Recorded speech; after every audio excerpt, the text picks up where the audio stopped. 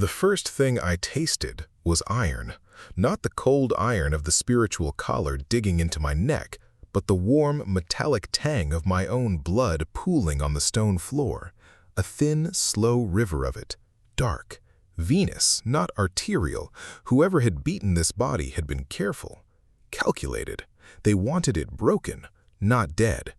Not yet. To the original soul, this pain was a reason to weep.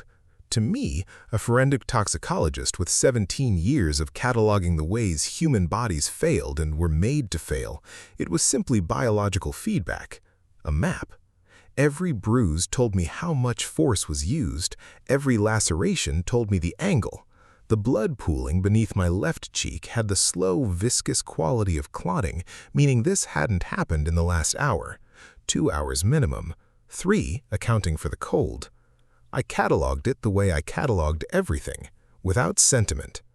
Right orbital socket, impact trauma, blunt instrument, approximately 48 to 72 hours old based on bruise progression, yellow-green undertone emerging at the periphery. Ribs, at least 2 compromised, possibly 3. The pain sharpens with inhalation at a 15-degree tilt, indicating the fracture line runs diagonally. Left wrist, ligature marks.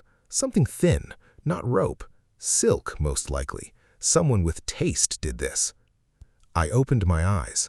The dungeon ceiling stared back at me, vaulted stone, black with centuries of moisture and torch smoke. Somewhere beyond the iron door, water dripped in an arrhythmic pattern, every 3 seconds, then 8, then 3 again. The inconsistency was maddening if you were the sort of person who found things maddening. I wasn't. I pushed myself upright. The collar moved with me, a curved band of something that wasn't quite metal, the inner surface etched with characters I recognized from the novel as spirit suppression script. It sat against my collarbone like a second throat, cool and faintly humming with what this world called cultivation energy. What I called, for lack of a better framework, a restraint mechanism I didn't yet understand, but would. Give me time. Lin Chen, I thought, tasting the name like I'd taste an unknown compound. That's who I am now. The memories came, as transmigration memories apparently did, in a tide. Not orderly, not linear. The way trauma memory always came, in fragments, in sensation, in the particular quality of humiliation remembered not as a story, but as a body. The cold of flagstone through silk robes. The particular silence of a court that had decided not to see you. I let them wash through me. I didn't fight them or drown in them. I sorted them. The original soul, I noted clinically, was innocent. That wasn't sentiment. That was an evidence review. The cell was 4 meters by 3. I paced it once, slowly, because my ribs needed the information before I could work around them. Stone floor, stone walls. 1 iron door with a rusted viewing slot. 1 narrow window, not large enough to exit, positioned too high to reach without assistance, angled to provide maximum cold and minimum light. Architectural cruelty. Whoever designed imperial dungeons in this country had understood that the body's misery was a tool. There was straw in the corner, old. The smell was the particular combination of rot and animal that told me it hadn't been changed in weeks. There was a wooden bucket. There was, inexplicably, a single candle stub in a wall sconce, burned to about 40 minutes of useful life. I sat down with my back against the cleanest section of wall I could identify, and began the second phase of orientation. What do I know? My name in the life that had just ended, Dr. Song Wei, 34 years old, senior forensic toxicologist, regional crime laboratory. 17 years of examining what people put into other people's bodies without consent. I had, in those last conscious hours before whatever happened, been finalizing the toxicology report on the Jiang Rochen case, a trafficking operation. A man with enough money to have killed 4 witnesses already. The report would have sealed it. I had been working for 22 hours straight when my chest had done the thing chests were not supposed to do. Cardiac arrest, my clinical brain supplied, cheerfully unhelpful. myocardial infarction secondary to sustained occupational stress, and approximately 4 years of sleeping 4 hours a night. Entirely preventable. Thoroughly ironic. I had died with red ink on my fingers and a toxicology report 80% complete. And in the 15-minute breaks I had permitted myself, only 15 because there was always more work, I had read The Consort's Execution, a BL web novel, the kind with a title that told you everything about its plot and nothing about why you couldn't put it down. I had found it at 2 a.m. 6 months ago, when my brain was too tired for case files, but too wired for sleep, and I had read the whole thing in 3 sessions. I remembered it the way I remembered compound structures I'd worked with long enough, not through effort, but through saturation. I knew this story. More precisely, I knew how it ended. I knew who the villain was. I knew where the bodies were buried, metaphorically, and in 2 cases, literally. I knew the beloved favorite consort, whose name in my memory resolved as Shen Yunaning, a man the novel described with enough reverence to make a reader sick, was the one who had staged the poisoning that killed a minor court official, and then turned with gorgeous, tearful eyes and pointed at Lin Chen. I knew the king, Emperor Zhao Jingye, whom the novel treated with the soft focus of a man redeemed too late, would watch Lin Chen executed in 5 days and spend the next 40 chapters in grief-stricken retrospective regret. The novel called Lin Chen the ghost who haunted Zhao Jingye's reign. It described his execution in 3 paragraphs. 3 paragraphs, I noted, for a man who knelt in the snow for 6 hours for a lie. I leaned my head back against the stone. The winter kneeling. It came in pieces, the way the worst memories always did, not as narrative, as sensation. The original soul's knees on flagstone that had been cold enough to pull the heat out of a body by degrees, the peculiar architecture of imperial courtyards designed for grandeur, indifferent to the small humans within them. Snow that fell like indifference, steady, settling on robes not designed for weather. 6 hours. The favorite's voice carrying above explaining to passing servants what a tantrum the MC had thrown over a cloak that had been in Shen Yunaning's possession the entire time, hidden there by one of his people, retrieved the moment it was useful. The original soul had not understood in those 6 hours that the cruelty was the point. He had kept hoping someone would come. He was, the novel mentioned in a half-sentence, 19 years old. I felt something move through me that wasn't quite anger. Anger was too hot, too personal. What I felt was the particular quality of focus I got when a case solidified, when the evidence stopped being disparate and became pattern, when the question stopped being what happened and became how do I prove it? The original Lin Chen had survived that courtyard. He had survived years of it. He had survived the flute, which I remembered now with a vividness that made something ache behind my sternum, a simple jade instrument, pale green, the only personal gift Zhao Jingye had ever given him. Not expensive by imperial standards, significant only because it was singular. Lin Chen had kept it for 2 years. He had played it badly and then, very quietly and privately, learned to play it beautifully, and never played it in front of anyone, because Shen Yunang had a habit of destroying things Lin Chen was seen to love. One afternoon, in front of an audience arranged for the purpose, Shen Yunang smashed it on the floor and cried and said the consort had thrown it in a tantrum, had said he hated the emperor, had said, and this was the particular genius of it, that the flute had been ugly anyway. Zhao Jingye had believed him. He had let Shen Yunang slap Lin Chen for disrespect.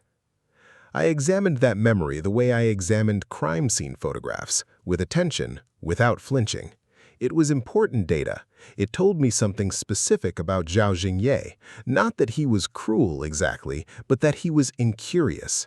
He had never asked himself why a man who supposedly hated him would spend 2 years learning to play badly and then beautifully an instrument that man had given him. He had never asked because the answer would have required him to see Lin Chen as someone whose interiority mattered.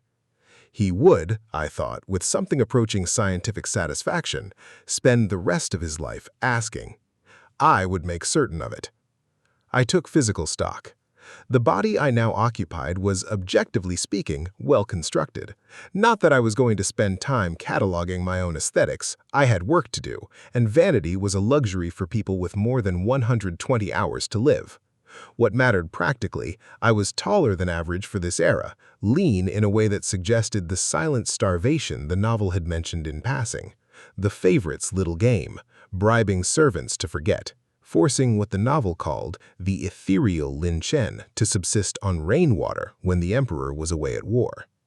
Fascinating, I thought, and I meant it in the way a toxicologist means it when they find a particularly elegant poison. The hatred required to sustain that particular cruelty over the years, it wasn't passion, it was architecture. Someone had built something intricate and deliberate, and I appreciated craft even when it was applied to destruction. My hands were steady when I held them up in the dim light. Artist's hands, the novel had called them. The original Lin Chen had painted. This, too, the favorite had ruined, a masterpiece prepared for the emperor's birthday, ruined with ink, and the story told to the court was that Lin Chen had done it himself out of spite. It had cost him the library, his only quiet place. They had taken a great deal from him. I turned my hands over, examined the dried blood in the creases of my knuckles, the old calluses that told a story of brushwork and, more recently, of clenching, of gripping bars and walls, and the thin air of survival. They destroyed a creator, I thought, and they sent me in their place. The irony was not lost on me. I had spent my career taking apart the architecture of what people had done to other people's bodies. I had been very good at it. I had been so good at it and so committed to it that it had killed me.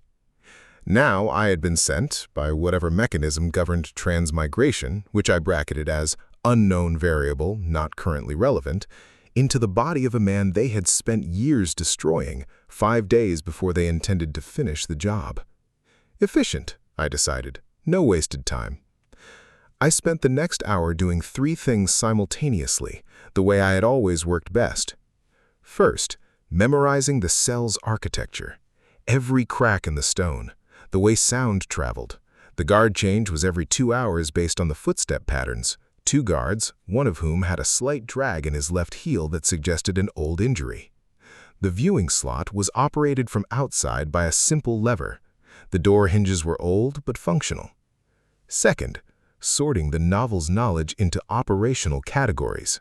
What I remembered about Shen Yuanning, the poisoning method he had used, aconitine derivative, locally sourced, introduced through the tea. His contacts in the military, a general named Pei Wuan, who had been receiving classified troop movements. His beauty routine. He maintained his unblemished complexion through a specific tonic prepared by the imperial physician, one Master Gu Hanyan, to whom he had certain debts of loyalty. What I remembered about the court, who hated whom, which clans had grievances, and where the money actually moved. What I remembered about the rival emperor, Emperor Shuiling Yun of the Northern Yan, was critical. In the novel, he appeared in the final chapters as a political deus ex machina. In my plan, he was infrastructure. Third, thinking about aconitine. Aconitine, extracted from aconitum, monkshood, wolfsbane, was one of the oldest poisons in human forensic history. I had written papers on its detection. I knew its metabolic pathway, its symptom progression, its clever mimicry of cardiac arrest, and its less clever mimicry of, with the right adjustments, a particular category of febrile illness that presented as a slow degradation of complexion and muscle tone. Shen Yuanning was beautiful. He was also, I had decided, going to stop being beautiful in approximately 48 hours. The physician first, I mapped. Tonic substitution second. Alliance outreach third. Each day had its function, each function had its dependencies. I had run investigations with more complex variable structures on less sleep and with worse resources. I noted with something that might have been dark amusement if I had permitted myself amusement, perfectly suited for this. The sound came at the edge of my mapping. Not footsteps, not the water drip. Something internal. The particular phenomenon the novel's transmigration mechanics had described as a system notification. I had been waiting for it.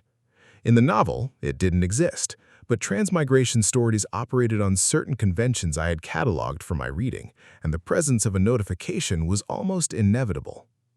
It appeared not as sound, precisely, but as something that bypassed the ear entirely. A resonance, like a tuning fork struck against the inside of my skull. Soul synchronization, complete. Host, Lin Chen, consort of the first rank, Imperial Palace of the Zhao Dynasty. Status, condemned. Execution countdown, 119 hours, 58 minutes. I looked at the countdown the way I looked at a case timeline. 119 hours, 58 minutes, 5 days. I had dismantled cartels with less. Note, the original Lin Chen extends gratitude. He asks only that you let him rest. I sat with that for a moment, longer than I sat with most things. The original Lin Chen, 19 years old, then 20, then 23, however old this body was now. Years of kneeling in snow and drinking rainwater and clutching a jade flute he had learned to play beautifully in secret. Years of a court that had decided not to see him. Years of loving, in his quiet, ruinous way, a man who was too incurious to look. He had asked only to rest. Then rest, I thought, to whatever remained of him. I'll handle it from here. I straightened my back against the stone wall, adjusted my grip on the cold. The candle stub had perhaps 30 minutes of life left. I would use all of it. I closed my eyes, not in sleep, but in the particular focused darkness of a mind beginning to work, and I let the shape of the next 5 days assemble itself, each day a variable, each person a compound to be broken down and reassembled, each humiliation a piece of evidence to be deployed at the precise moment it would cause the maximum structural damage to an empire that had made the catastrophic error of giving me a 5-day head start. Day 1, I began, and I was not thinking of survival. I was thinking of yield. The collar hummed against my throat. Somewhere above me, the Imperial Palace turned on its golden axis, entirely unaware. 119 hours, 52 minutes. I opened my eyes. The physician came at dawn, as I knew he would, not because I had arranged it, not yet, but because condemned men in this empire were subject to a particular bureaucratic cruelty. They were kept medically viable until their execution date. The empire wanted its spectacles clean. A prisoner who bled out in a dungeon before the appointed hour was an administrative embarrassment, and so Master Gu Hanyan, imperial physician, senior rank, was required by law to examine the condemned every 48 hours. I had read this detail in the novel. I had filed it. I heard his footsteps 20 minutes before he arrived, the careful, soft-souled tread of a man who had learned to move through spaces of suffering without disturbing them. A practiced neutrality. I recognized it. I had walked through crime laboratories the same way for years. By the time the iron door opened, I was seated with my back straight and my hands folded in my lap, and the single new candle the night guard had left, after I had, with minimal words and maximum implication, suggested that a man facing execution had limited reasons to be cooperative with anyone, including the guards tasked with keeping him presentable, was positioned behind me in a way that lit the cell adequately and left the physician stepping from comparative darkness into my light. Small advantages. I collected them. Gu Hanyan was perhaps 55, silver-streaked hair, robes of medical gray, the particular expression of a man who had made too many moral compromises to look directly at his own reflection, but had found a comfortable middle distance. He carried a lacquered case. He did not look at me when he entered. That told me everything. A physician who could not look at his patient was a physician with information he was not sharing. In a dungeon, that information was almost always pharmaceutical. "You know something about the poison," I noted, "and you are afraid." "Consort Lin," he said, in the flat register of professional distance. "I am required to conduct an examination." "I know," I said. "Sit down." He stopped. The instruction had been issued in the wrong direction, prisoner to authority, and it had landed anyway because tone is a compound, and I had calibrated mine precisely. Not aggressive, not pleading, simply factual, as if the sitting were already accomplished and I was merely noting it. He sat. I let the silence run for 10 seconds. In an interrogation, and this was, functionally, an interrogation, silence was not empty. It was pressure. I watched him arrange his case, watched his hands, watched the micro-tremors he was suppressing around the latches. Older tremors than today's, I observed. This man has been frightened for longer than one morning. You examined the official who died, I noted. Not a question. His hands stilled on the case. The poisoning case, I continued, keeping my voice at the same ambient temperature as the stone walls. The one that put me here. You examined the body. You wrote the report. He cleared his throat. You wrote what you were told to write. I tilted my head slightly. The aconitine levels in the official's tea were consistent with a dose of approximately 2 to 3 milligrams, which means the source material was prepared as a concentrated tincture, not a raw infusion. Raw aconitine in tea would require a quantity of plant material that would change the flavor significantly. Any competent taster would have noted it. A tincture, however, can be introduced in a volume small enough to be invisible. I paused. You know this. You noted the absence of botanical residue in your preliminary findings. Then your report was amended. The silence had a different quality now. It had weight. I don't know what you're... Master Gu, I said his name the way I said compound names, precisely without affect. I am going to tell you 3 things. After the 3rd thing, you are going to make a decision, and that decision will determine how the next 5 days go for you. Are you listening? He was looking at me now. He couldn't help it. Good. The first thing, I know that the aconitin used to kill official Deng came from Shen Yuaning's private stores, not from mine. The original report noted a secondary compound in the residue, a stabilizing agent used specifically in the preparation of long-term tonics, not in acute compounds. The stabilizer is glycyrrhizin, which you use in your preparation of his morning constitutional. You know your own formulation. You recognized the trace in the death scene, and you buried it. Gu Hanyan had gone the color of the stone walls. The second thing, I know that Shen Yuaning has something on you. I don't need to know what it is. Scandals in an imperial court have a limited range of shapes, money, bodies, or someone's virtue. I don't care which. What I care about is that you are currently more afraid of him than of a dead man. I intend to correct that calculus. I opened my hands in my lap, an unhurried gesture. The third thing. In Shen Yuaning's morning tonic, there is currently a preparation of processed aconitum carmichaeli, your standard G-cow, detoxified for daily use, beneficial in small quantities for what you've been calling his cold constitution. I know the formulation because you are a creature of habit, and the novel, I caught myself, adjusted. Because a man of my position observes everything that moves through this palace, what I need you to do is make one small modification. I told him what the modification was. It wasn't lethal. I was specific about that because specificity mattered, and because I was not, whatever else I was becoming in this palace, a murderer. What I described was a graduated substitution, reducing the detoxification processing on the G-cow by precisely 30%, while introducing a compound derived from rhododendron moly that would, over the course of 2 to 3 days, produce a symptom cascade that mimicked the early presentation of the very poison the favorite had used on official Deng.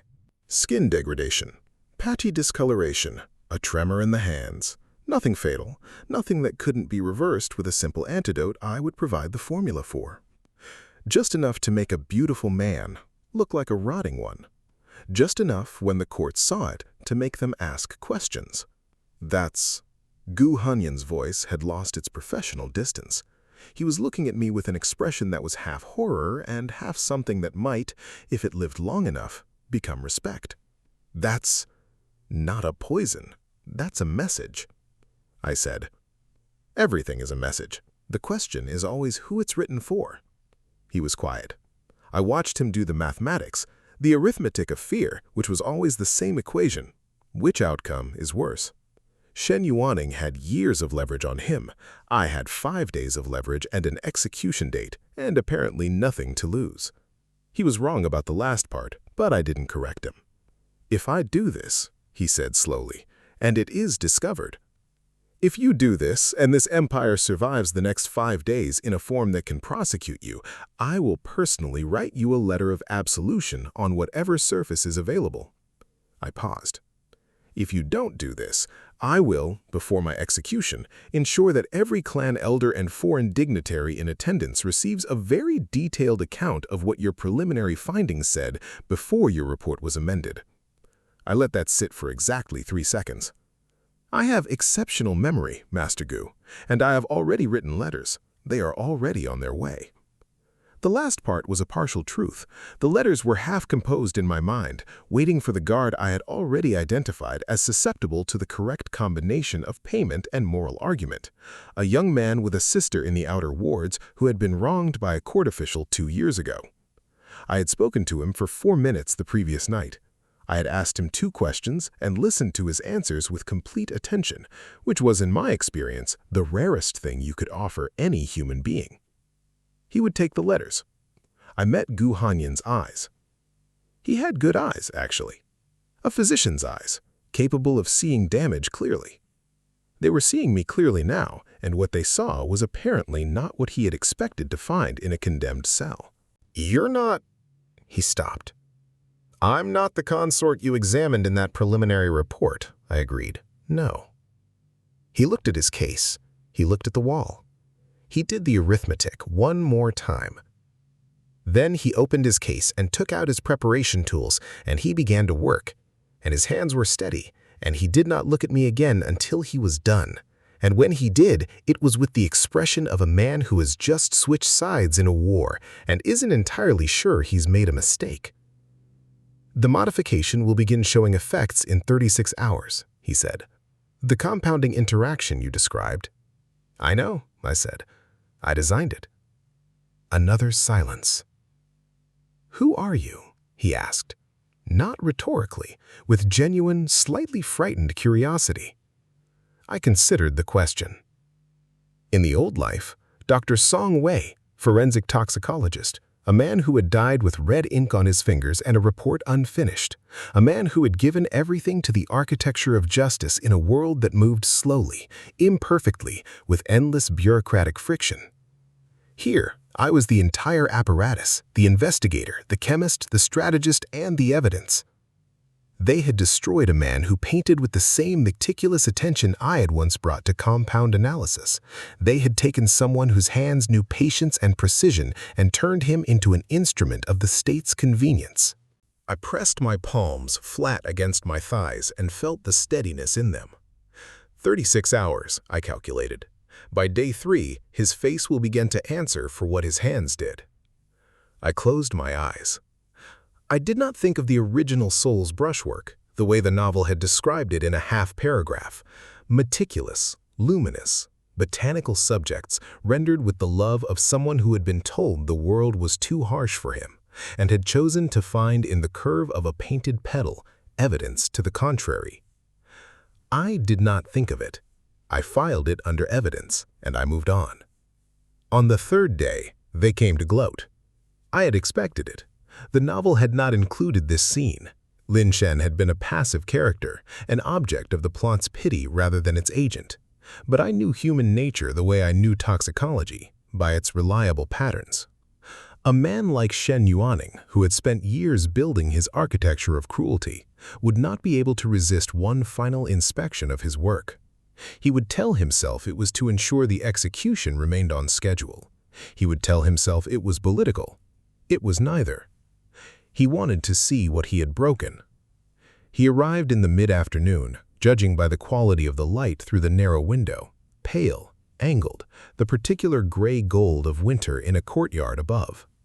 He came in outer robes of deep amber, which the novel had described as his signature color, and which I noted now with the same clinical attention I gave everything. He was beautiful. I recorded this as fact without editorial. Symmetrical features, clear complexion for approximately 30 more hours, and the particular quality of poise that came from years of being watched and learning to construct each gesture as a performance.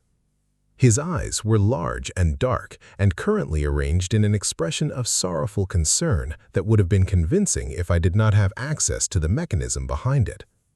He stopped 2 meters from the cell bars. I did not stand. I was seated cross-legged on the straw, hands in my lap, in the posture of a man who has made his peace with his location. The posture cost me rib pain, which I was managing with controlled breathing. I did not allow this to be visible. "Lin Chen," he said, and his voice was the consistency of warmed honey, designed to coat things. "I came because I was worried." "That's kind," I said. He waited for more. I didn't provide it. The attendants shifted. Shen Yuaning tilted his head, reassessing. I watched him recalibrate. He had come for a specific scene, a specific dynamic, and the scene was not developing on schedule. "You look." He allowed his gaze to travel over me with studied sorrow. "The guards haven't been gentle." "I want you to know," he said, and now there was an undertone, the real register, the one that lived beneath the honey, "that I tried to speak to His Majesty on your behalf.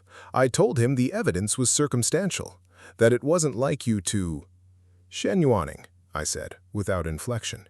"You tested 3 different concentrations of aconitin tincture before you settled on the one that would work without triggering the taster. The 3rd concentration is the one that killed the bird." I paused. "Did you think no one would find the dead songbird behind the East Pavilion garden? I found it quite informative." The honey evaporated. What was underneath was exactly what I had expected, a hard, cold competence, a man who had built something meticulous and was now watching an unexpected variable introduce itself. "That's a very interesting story," he said. "It's not a story, it's a preliminary finding. I have a second finding. Would you like to hear it, or would you prefer to hear it from General Pei Wuyan's commanding officer, to whom I have sent a letter?" I watched his composure fracture just slightly, just enough, along with a copy of the troop movement schedules that passed through your chambers over the past 18 months. The attendants did not understand what they were hearing. They heard the words, but not the architecture beneath them. Shen Yuaning understood every stone of it. "You're bluffing," he said. His voice had lost the honey entirely. What was left was flat and cold, and, I noted with professional interest, quite precise. He had not survived this court on beauty alone. "You've been in this cell for 3 days. You have no access to—" "I had access to everything I needed before I was brought here," I said. "This court has a consistent error. It confuses silence with ignorance. The original—" I caught the habit, adjusted. "I kept very quiet for a very long time. People tell you things when they believe you're not capable of using them." I let that breathe. The letters went to 3 separate recipients: the Pei family's rivals, the Northern Yan diplomatic envoy, and the Ministry of War's External Audit Office.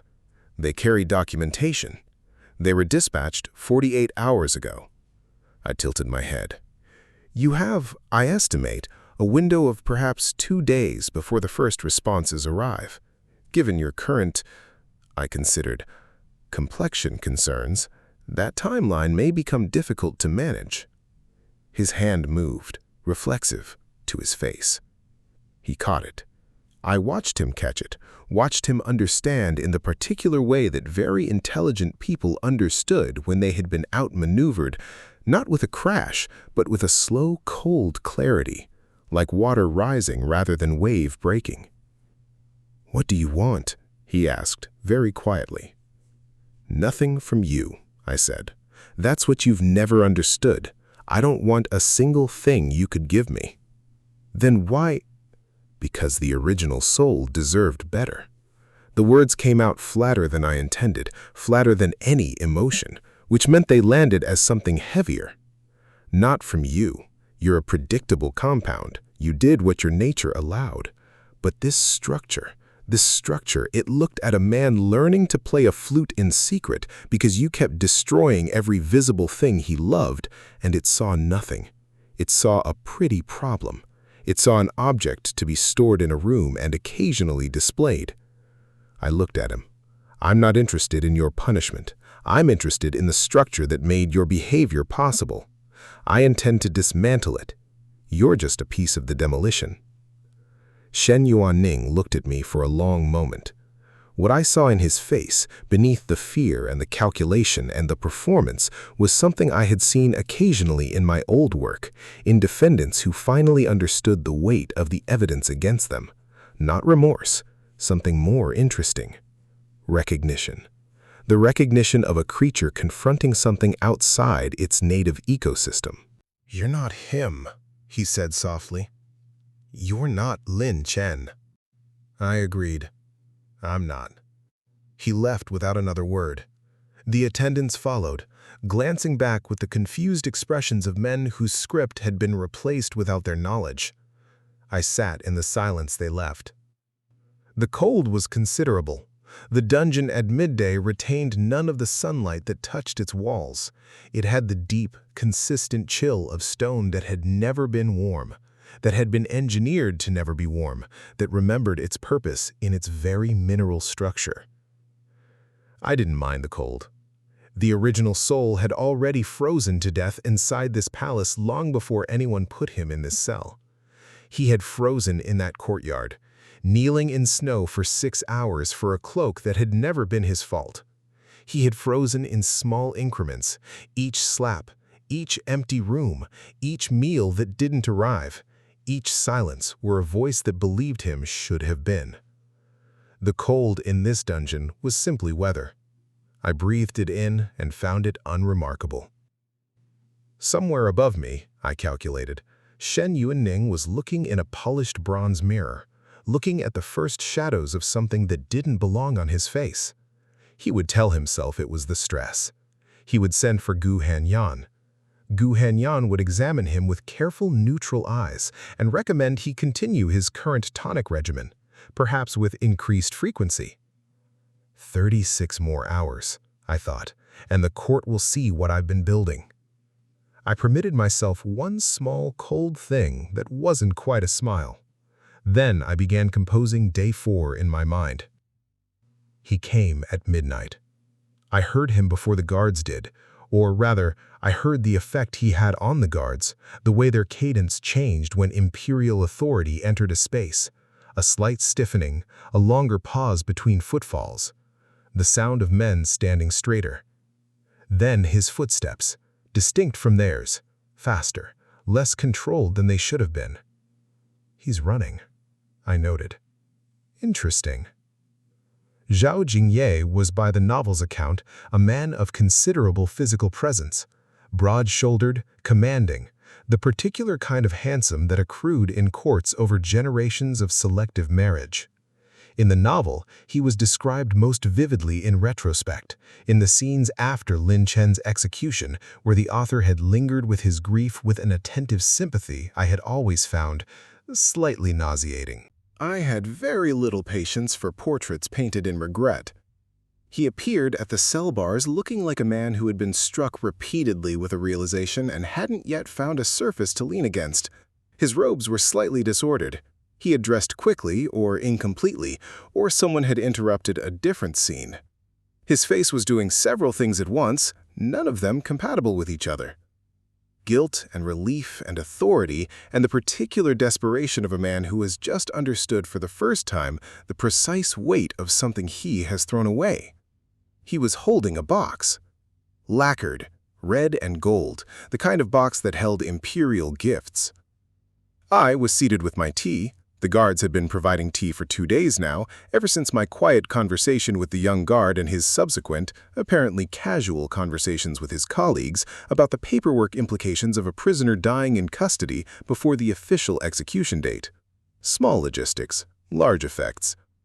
I held the cup and looked at Emperor Zhao Yingye through the bars the way I looked at toxicology reports, with complete attention and no visible feeling. "Lin Shen," he said. I waited. He stopped, started again. "I have been informed of new evidence in the case of official Deng's death, evidence that suggests the original investigation was..." Another stop. He was not, I observed, a man accustomed to finishing sentences that required him to say he had been wrong.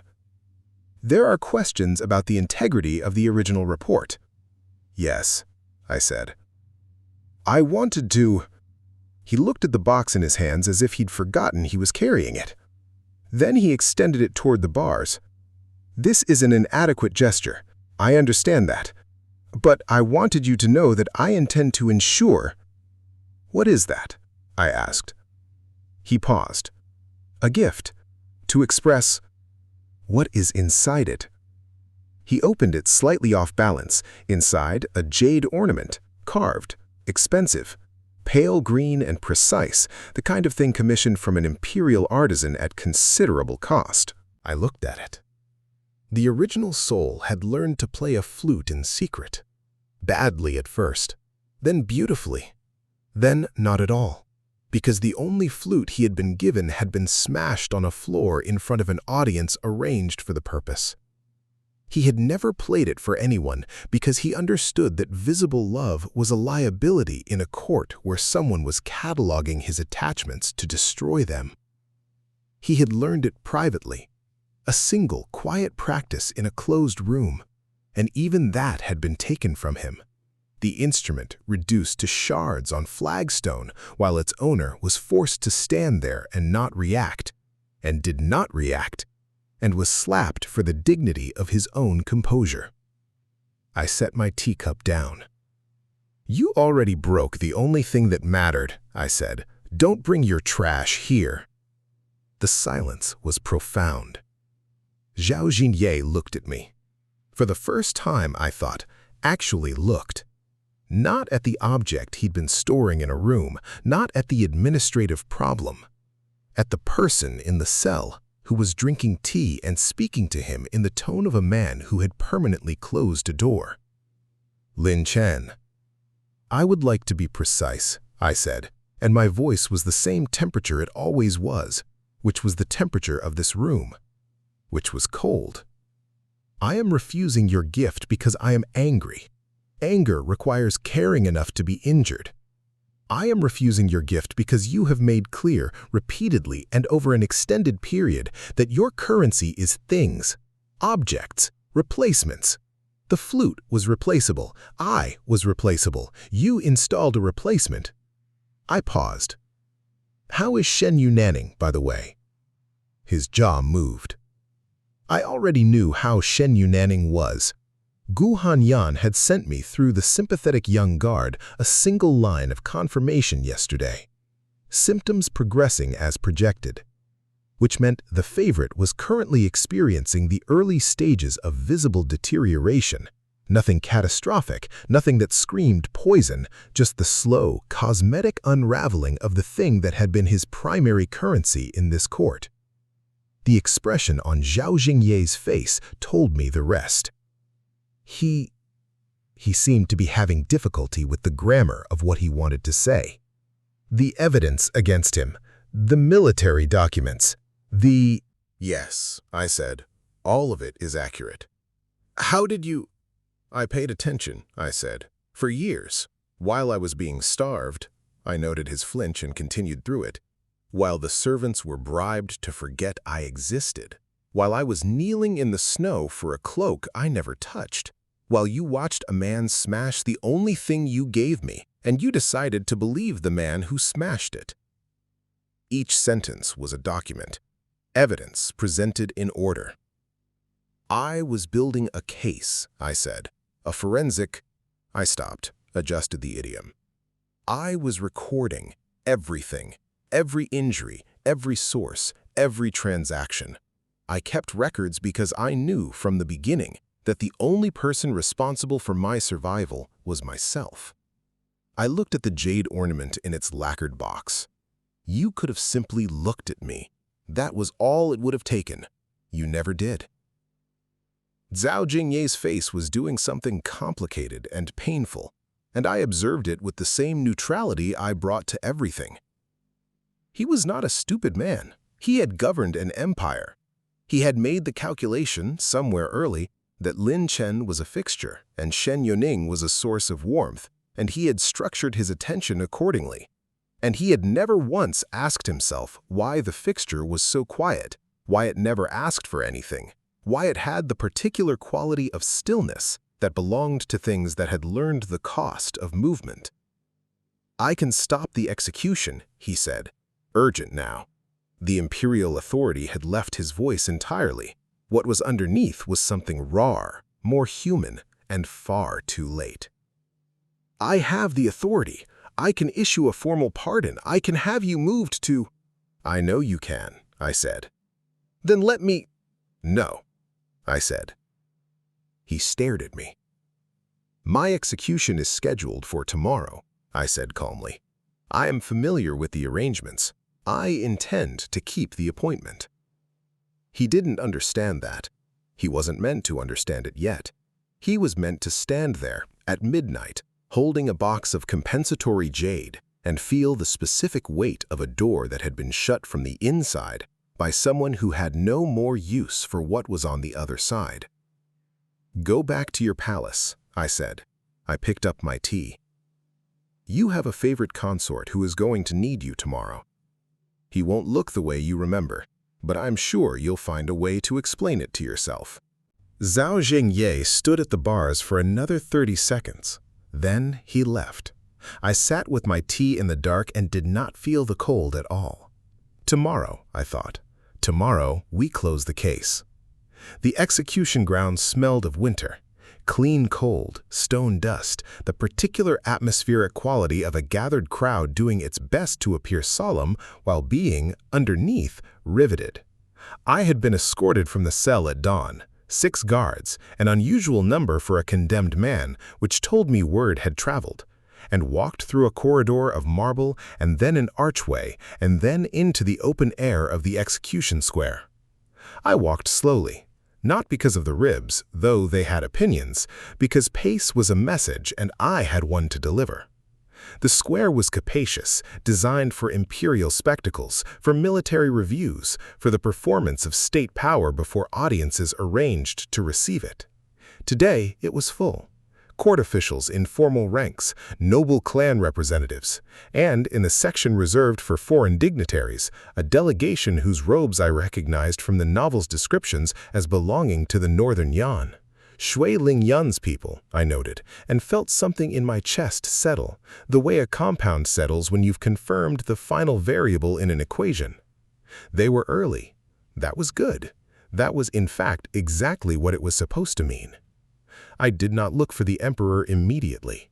I walked to the designated position, a raised stone platform, a block of dark wood, a man in official executioner's robes holding an implement that I categorized without drama as not my concern for much longer. And I stood there, and I looked at nothing in particular, and I breathed, and I let the crowd look at me. I was wearing what I had been wearing for 5 days, minus some of the blood. The spiritual collar caught the winter light. I had not been given clean robes because the state wanted its condemned to look condemned, and the state had made a consistent error in its understanding of what condemned looked like. The guards had brushed my hair. I had asked them to, not out of vanity, but because appearance was a tool and I intended to use every tool available. They had done it with the careful attention of men who had, over 5 days, developed a complicated relationship with their prisoner. The crowd's murmur shifted in register. I didn't need to see him to know Zhao Jingyi had arrived. Crowds responded to imperial presence the way reactive compounds responded to heat, a contained intensification, a rise in density. I still didn't look at him. Somewhere to my left, in a separate guarded section, a detail that had apparently been arranged very recently, based on the way the guards kept rechecking their positioning, was Shen Yunyaning. I knew this from the reaction of the crowd in that direction, the particular quality of uncertain silence that gathered around something that had been beautiful and was not anymore. I still didn't look at him either. The official proceedings began. A herald read the charges in the carrying voice of a man who had practiced for acoustics. Poisoning, conspiracy, conduct unbecoming of a consort of the first rank. Each charge settled into the cold air and dissolved. I stood with my hands at my sides and looked at the middle distance. 119 hours ago, I thought, I woke up on a stone floor with blood in my mouth and a case to build. The original soul had deserved someone to build him, someone who understood the architecture of what had been done to him, not the individual cruelties, each of which could be dismissed in isolation, as misunderstanding, as court politics, as the ordinary friction of palace life, but the system that made the cruelty possible, that kept its instruments clean, that looked at a man kneeling in snow for 6 hours and recorded it as a domestic matter. That was the case I had actually been building. Not Lin Chen's innocence. His innocence was a single variable, provable and already proved. The case I had been building was against everything around it. The physician who buried evidence, the court that saw nothing, the emperor who chose not to look, the structure that converted human beings into accessories and then expressed surprise when the accessories broke. The herald finished. A formal silence. The executioner shifted his weight. I heard Zhao Xingyi stand. The shift in the imperial box was audible, a movement that pulled the crowd's attention the way gravity pulled objects, the physics of power operating even now, even here. "Stop!" His voice.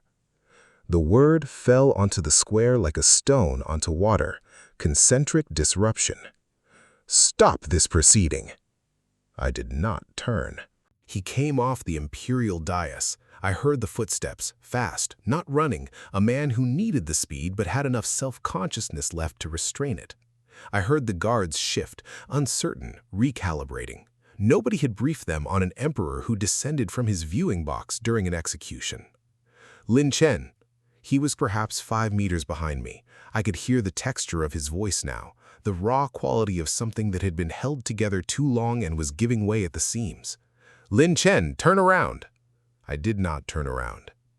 "I am issuing a formal pardon. By imperial authority, the execution is halted." His voice had stopped being an emperor's voice. It had become something smaller and more honest, and far too late. "I forgive you. Do you hear me? I forgive you, all of it. The charges, I know you didn't do it. I know. I was wrong. I was—" Forgive me, I thought, still looking at the middle distance. He forgives me.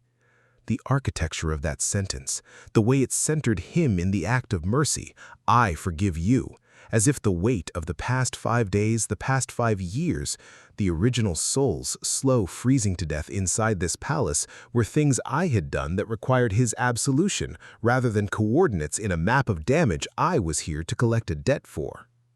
I thought, you didn't kill me 5 days ago. You killed the only person who loved you years ago in the snow for a flute and for a lie. I am just the ghost sent to collect the debt. He kept speaking. The words blurred at the edges. Apology, intention, the vocabulary of regret assembled with sincerity perhaps, but assembled in the wrong order and 5 years too late and addressed to the wrong person. He was apologizing to me. I was not the person owed the apology. The person owed the apology was somewhere quieter now, in whatever the novel's world offered as rest. I hoped it was warm. Then it happened. The sound came from the north. At first, it was felt rather than heard, a low vibration in the stone under my feet, the kind that preceded cavalry the way thunder preceded rain. Then it was heard, a rhythmic, concussive pattern, evenly spaced, the acoustic signature of a disciplined mounted force had controlled speed. Not a charge, a procession, deliberate, timed. The crowd understood it before it appeared. The northern dignitaries in the northern section had risen, not in alarm, but in a recognition. The Northern Yan delegation was on its feet with the posture of people receiving a signal they had been waiting for. The sky above the northern wall did not split. That was dramatic license. What happened instead was more precise.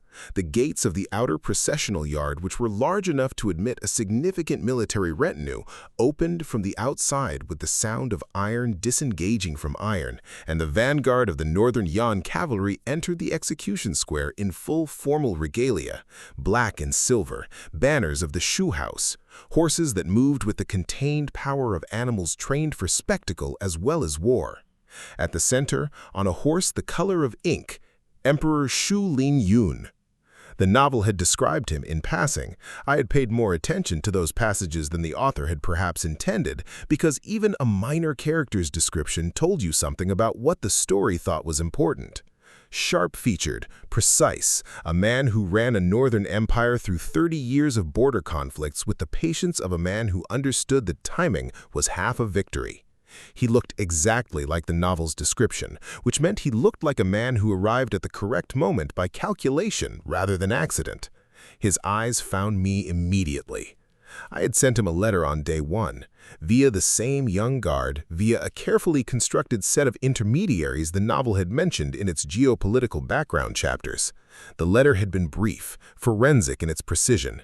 It had contained 3 things: a map of the Zhao dynasty's northern fortification positions which Shen Yuaning had been selling piecemeal and I had assembled from the same documentation I'd sent to the Ministry of War, an account of the systematic corruption of the imperial physician's records, and a single line at the end that had read, "I will be at the execution grounds on day 5. If you want the rest of the documentation, you know when to arrive."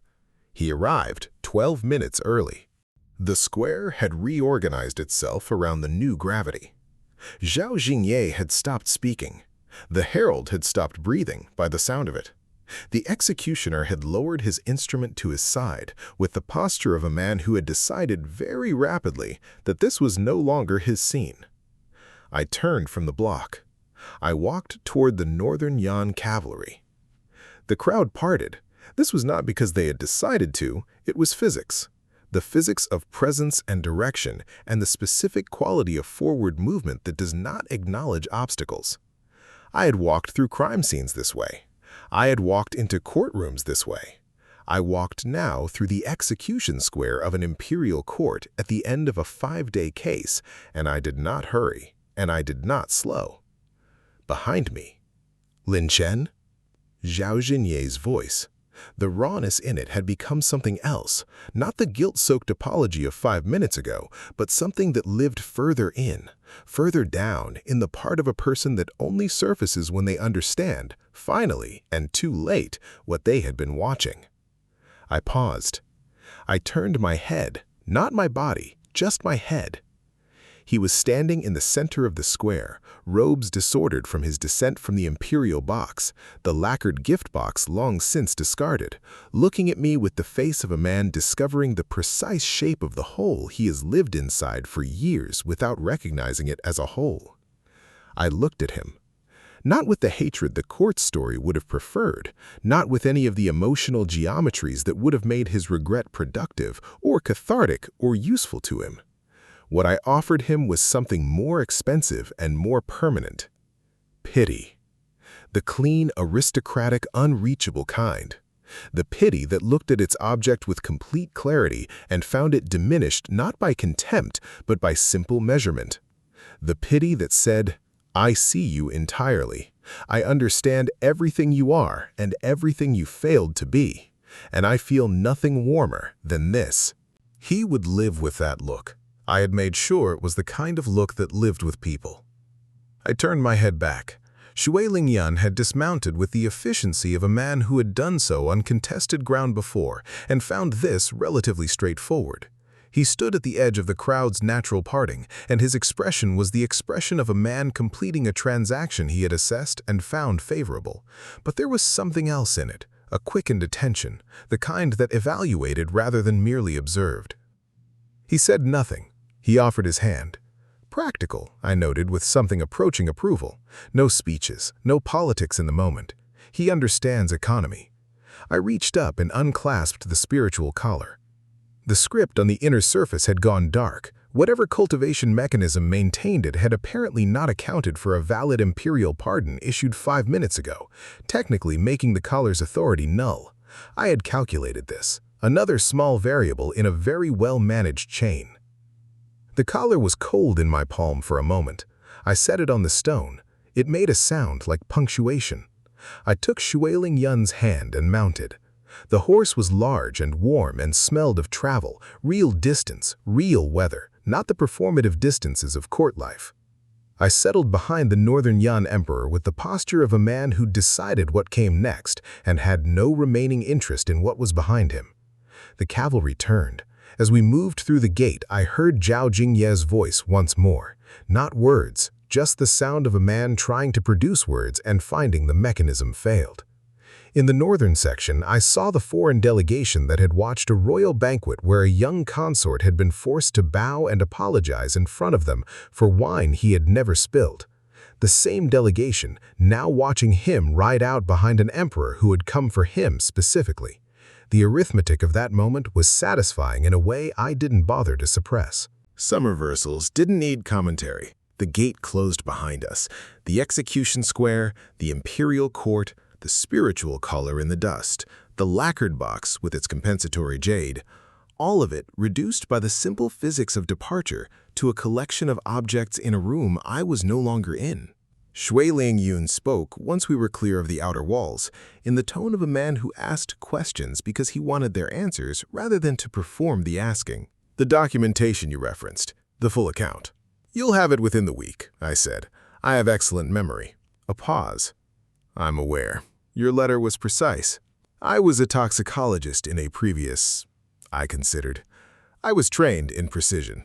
Another pause, shorter. The collar. You calculated the legal window. The pardon technically superseded the suppression script's authority. The Zhao dynasty's own legal texts, Book of Rights, Administrative Subsection 12, Paragraph 4, I read extensively in the dungeon. A sound from the front of the procession that might, in a different man, be a laugh. I looked ahead at the northern road, which was gray and cold and entirely new. Behind us, the empire was already burning. Not in the dramatic, cinematic sense, not literal flame, not yet, but in the way that structures burned when their foundations were compromised. Slowly at first, invisibly at the joints, the damage spreading through the architecture long before the surface gave way. The troop movement documents were already with 3 separate parties. The physicians' suppressed findings were documented and distributed. The military corruption that Shen Yuning had been facilitating for 18 months was now in the hands of the people most motivated and most capable of prosecuting it. I had done this in 5 days. The original soul had survived this court for years. Rest, I thought, to the last time in his direction. You lasted long enough for me to find you. That's enough. That's more than enough. The horse moved north. The empire burned behind us in the careful, irreversible way of things that had been built on a fault line and never told. I watched the road ahead, and I was at last finished with what I had come to do. The end.